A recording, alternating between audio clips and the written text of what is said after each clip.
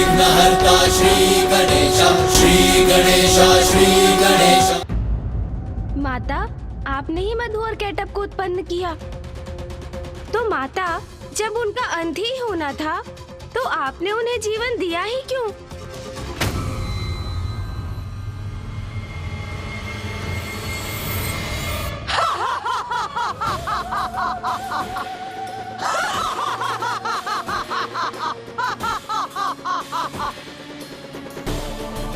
माता श्री महाकाली का यह ठास तो भयभीत करने वाला है। तेरे इस प्रश्न का तो एक ही उत्तर है रे। मैं जो भी करती हूँ उसका एक बड़ा कारण होता है। मधु और केटअप का अंत इसीलिए होना था क्योंकि उनके अंत से एक नवीन आरंभ होना था। नवीन आरंभ? कैसा नवीन आरंभ?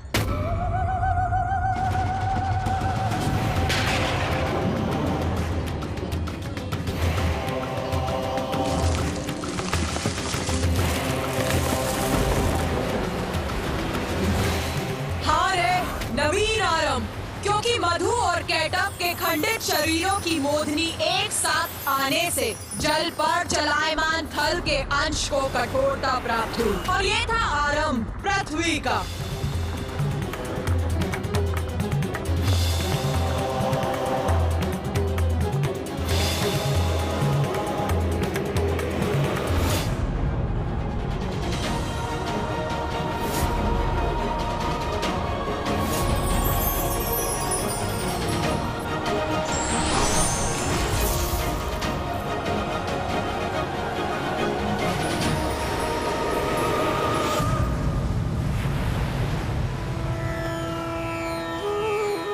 प्रणाम। आपका कोटि कोटि धन्यवाद नारायण। आपके ही कारण मधु और केटअप के शरीर की मेदिनी से मेरी सतह कठोर हुई है। अब इस पे सृष्टि संभव हो सकेगी। देवी पृथ्वी, धन्यवाद मेरा नहीं, देवी महाकाली का कीजिए, जिनकी लीला से मधु और केटअप उत्पन्न हुए और मैंने उनका अंत किया। मैं तो मात्र उनकी लीला में सहायक था। सृष्टि का पुनः निर्माण उन्हीं की लीला का परिणाम है।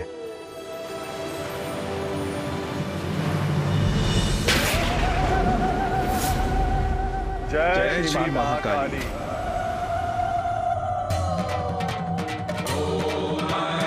हम कृतार्थ हुए माता, आपकी अद्भुत लीला की और आपकी लीला के परिणाम स्वरूप सृष्टि के पुनर्निर्माण की कथा सुनकर। हाँ माँ, हम धन्य हुए। आपकी लीला की कथा सुनने का अवसर जो प्राप्त हुआ हमें, और उससे भी बड़ा सौभाग्य तो ये था कि ये कथा हमें साक्षात आपके श्रीमुख से सुनने का अवसर प्राप्त हुआ। अपनी ही लीला की कथा सुनाकर आपने हमें कृतार्थ कर दिया माता। किंतु हमें यह भी बताइए माता कि आपके देवी श्री महाकाली रूप की कृपा से हम भक्तों को कैसा सुफल प्राप्त होता है? मैं जब श्री महाकाली रूप में अवतरित होती हूँ तो उस समय महादेव महाकाल रूप में मेरे साथ होते हैं। मेरे इस रूप की आराधना से मेरे भक्तों को जीवन के सभी सुख और भोग के सभी साधन प्राप्त होते हैं और उनकी समस्त धर्मोचित मनोकामनाएं पूर्ण होती हैं और उनके जीवन के उपरांत उन्हें मोक्ष प्राप्त होता है। माँ प्रणाम। माँ श्री महाकाली।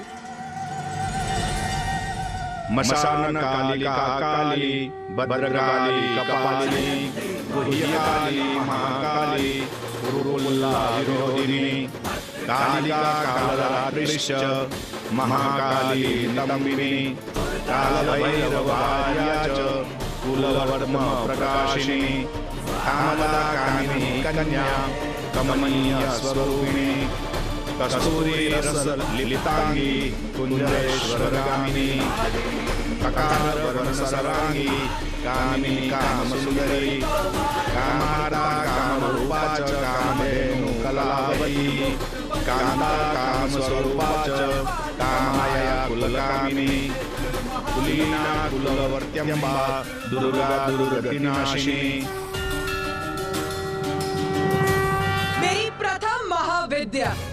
कली के रूप की कथा अनंत है, इसीलिए अब मैं उसे विराम देती हूँ और अपनी द्वितीय महाविद्या के विषय में बताती हूँ। द्वितीय महाविद्या माता? गणेश, अपने प्रश्नों पर थोड़ा नियंत्रण रखो। कदाचित माता क्रोधित हो रही हैं।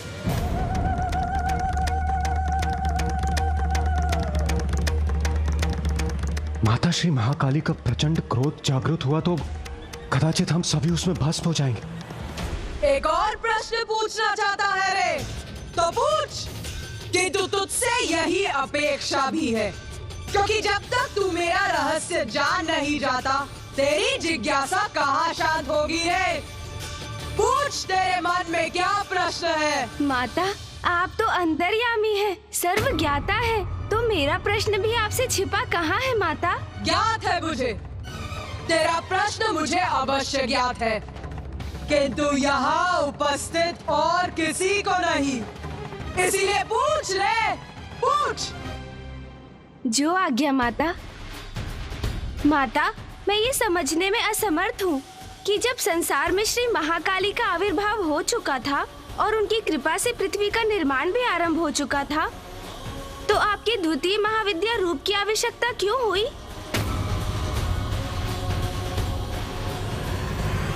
इसमें समझने का जो भी है, मैं पूर्व में ही कह चुकी हूँ गणेश। महादेव के साथ मिलकर संसार के निर्माण, पालन और संहार का कार्य है मेरा, और अपने इन सभी कार्यों के संपादन के लिए मैं अपने 10 महाविद्या रूप प्रकट करती हूँ।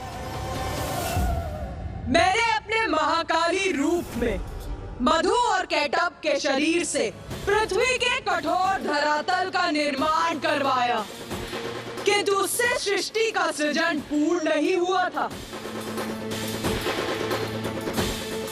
क्योंकि जल और थल तो अब थे, किंतु और कुछ नहीं था, इसीलिए सृष्टि अभी भी अपूर्ण थी।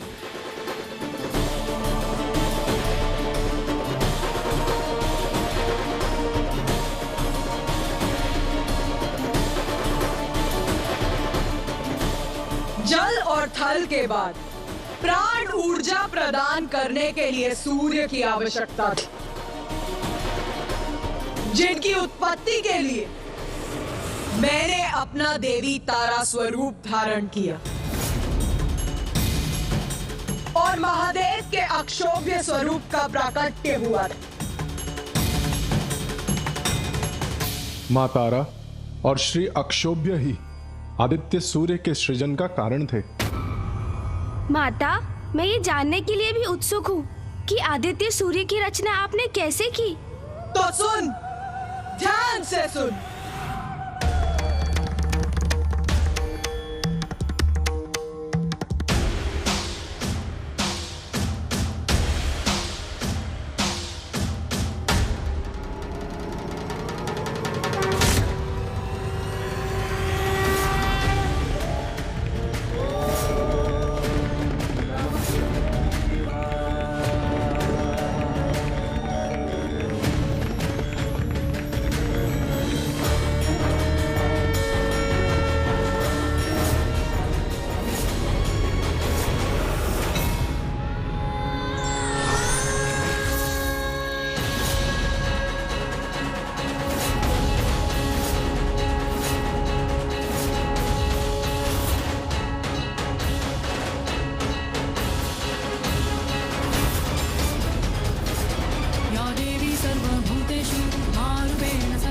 आदित्य सूर्य के बिना पृथ्वी हिमाच्छादित थल पिंड मात्र थी, जिस पर जीवन संभव नहीं था। इसीलिए देवी तारा का उद्भव हुआ, जिनसे आदित्य सूर्य को उत्पन्न होकर पृथ्वी पर ऊष्मता और प्रकाश का संचार करना था। वो देवी तारा मेरी द्वितीय महाविद्या, सर्वथा असाधारण स्वरूप है मेरा।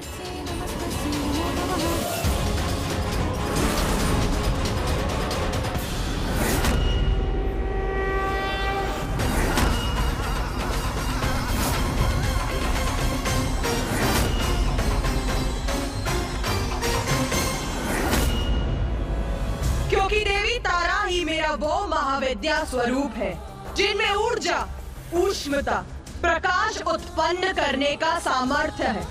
और जब उस ऊर्जा का संयोग प्रभु अक्षोभ्य की ऊर्जा से हुआ तो वो संयुक्त ऊर्जा आदित्य सूर्य के अस्तित्व का आधार बनी।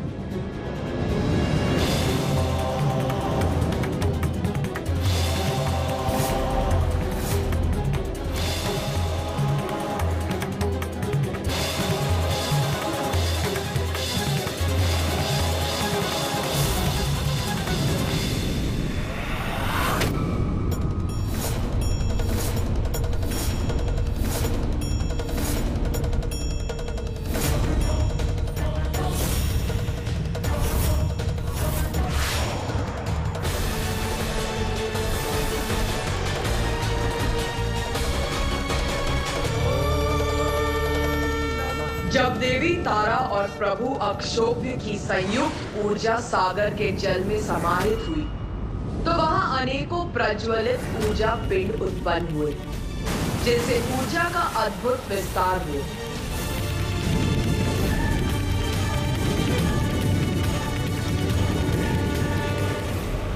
फिर देवी तारा ने अपनी श्वास वायु से एक प्रचंड वायु प्रवाह उत्पन्न किया, जिसके टकराव से उन ऊर्जा पिंडों की संख्या में और वृद्धि के साथ उनका जुड़ाव आरंभ हुआ।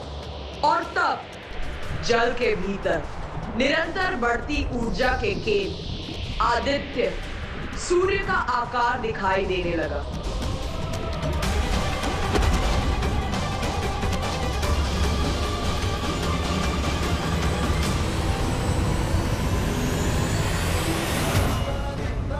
फिर प्रभु अक्षोभ्य और देवी तारा की ऊर्जा से आदित्य सूर्य प्रस्तुत हुए।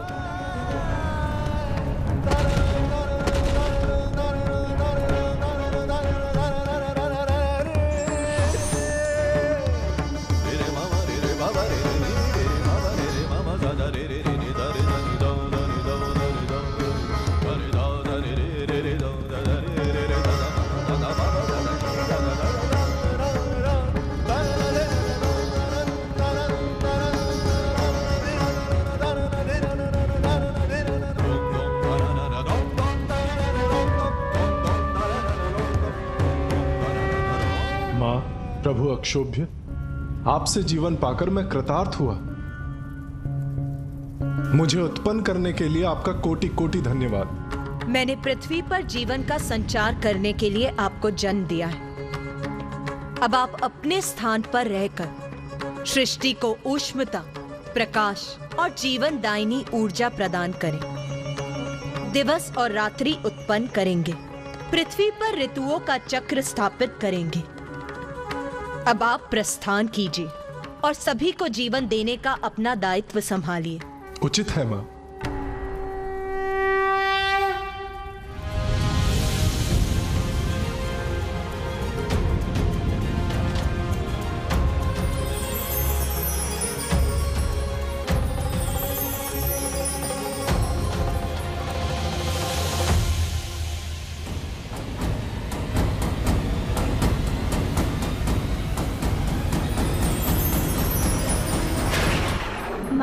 सूर्य देव से ही संसार में प्राण शक्ति उत्पन्न हुई, जिससे प्राणियों का जीवन आरंभ हुआ, और ये सभी आपकी ही लीला से संभव हो सका है माँ।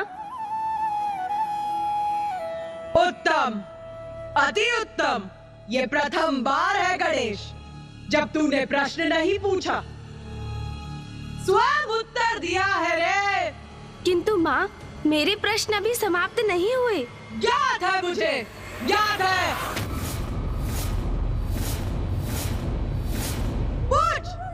पूछ रे। माता, हमें बताइए ना, आपकी द्वितीय महाविद्या स्वरूपनी देवी श्री तारा के नाम का क्या अर्थ है? क्या रहस्य है इसके पीछे माँ? तारा अर्थात जगत को तारने वाली।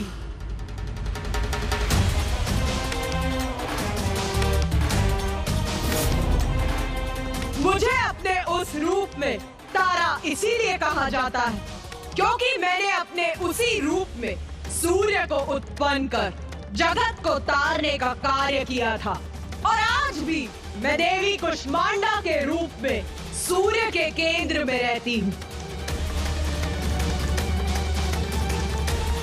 उनकी अधिष्ठात्री हूँ। ऐसा क्यों माता? आदित्य सूर्य को उत्पन्न करने और उन्हें उनका दायित्व समझाने के बाद आपको उनके केंद्र में स्थित रहने की क्या आवश्यकता है? क्योंकि सूर्य की शक्ति का स्रोत मैं ही हूँ रे। मेरे बिना उनकी ऊर्जा, उनका प्रकाश मंद पड़, शांत पड़ जाता है। सूर्य सृष्टि को जीवन प्रदान करते हैं, किंतु उसका कारण भी मैं ही हूँ रे।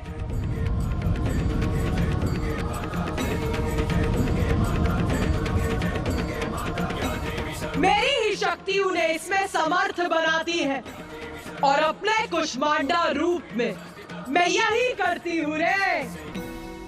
माता, आपने हमें अपने इस नाम का अर्थ तो बता दिया, किंतु अब ये भी बताइए कि मैं जानती हूँ तू क्या पूछना चाहता है रे।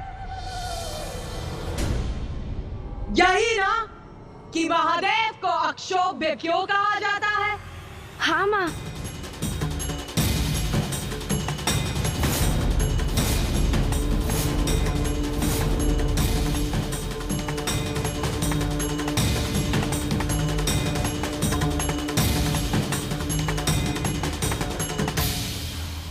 अक्षोभ्य अर्थात जो प्रत्येक अवस्था में शोभ्य रहित रहे, और महादेव तो सदा अक्षोभ्य ही रहते हैं। हलाहल विष का पान करने के बाद भी व्यथित नहीं हुए वो, सदा शांत रहते हैं वो। और ऐसा इसीलिए संभव हुआ क्योंकि कष्टों को तारने वाली देवी तारा के रूप में मैं उनके साथ रहती हूँ। मैं समझ गया माँ। आप जिनके निकट रहती हैं, उनको कोई क्षोभ नहीं होता, वो सदा अक्षोभ्य रहते हैं। तो माँ, क्या इसी कारण सूर्यदेव भी प्रशांत बने रहते हैं? तब स्वयं समझ गया तू। वास्तव में तू बुद्धि का देवता है रे। उचित कहा तूने। सूर्य सबको जीवन प्रदान करने के लिए सदा तपते रहते हैं और स्थिर भी रहते हैं, और अपनी स्थिरता से सबको प्राण शक्ति भी प्रदान करते हैं। माता, मेरी भी एक जिज्ञासा शांत करने की कृपा कीजिए। यदि सभी माता से इसी प्रकार प्रश्न पूछते रहे तो अवश्य ही माता कुपित होकर हम सभी को एक साथ दंडित करेंगे।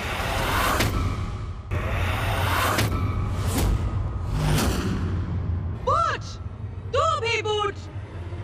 क्या है तेरी जिज्ञासा रे? माता, देवी तारा के रूप में आपकी पूजा से हम भक्तों को कौन से सुफल प्राप्त होते हैं, और माँ तारा के रूप में हमें दर्शन भी प्रदान करें माँ।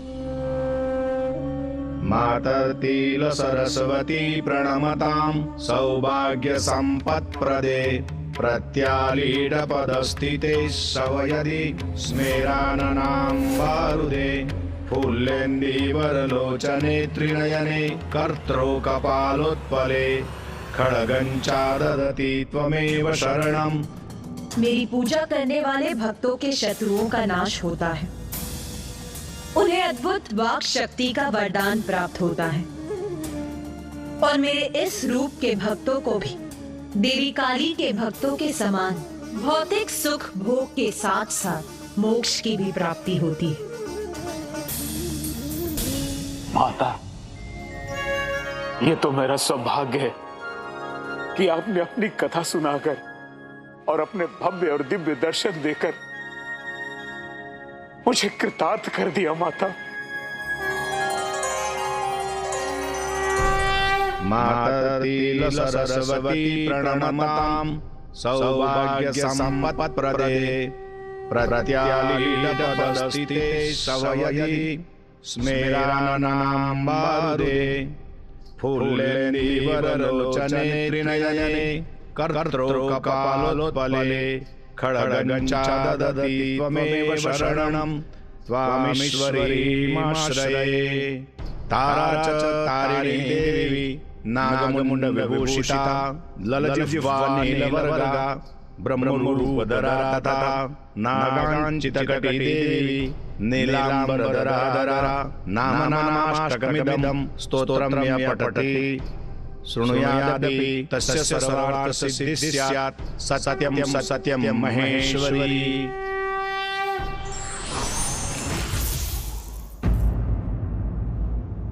माता, आपने देवी श्री महाकाली रूप में पृथ्वी का निर्माण किया, फिर माँ तारा के रूप में सूर्य देव को उत्पन्न किया। जब पृथ्वी और जीवन के स्रोत सूर्य दोनों की रचना हो चुकी थी, तो आपकी तृतीय महाविद्या की क्या आवश्यकता थी? पृथ्वी, सूर्य, ये पर्याप्त है क्या? मैं कुछ समझा नहीं माता। तृतीय महाविद्या इसीलिए आवश्यक थी क्योंकि सृष्टि अभी भी अपूर्ण थी।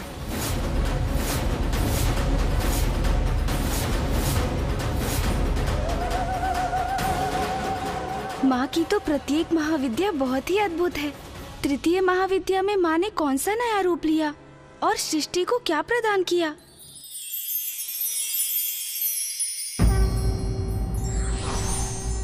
पूर्ण को अपूर्ण बनाने का दायित्व भी ईश्वर पर ही होता है, इसलिए बार बार उन्हें विभिन्न रूप में आना पड़ता है।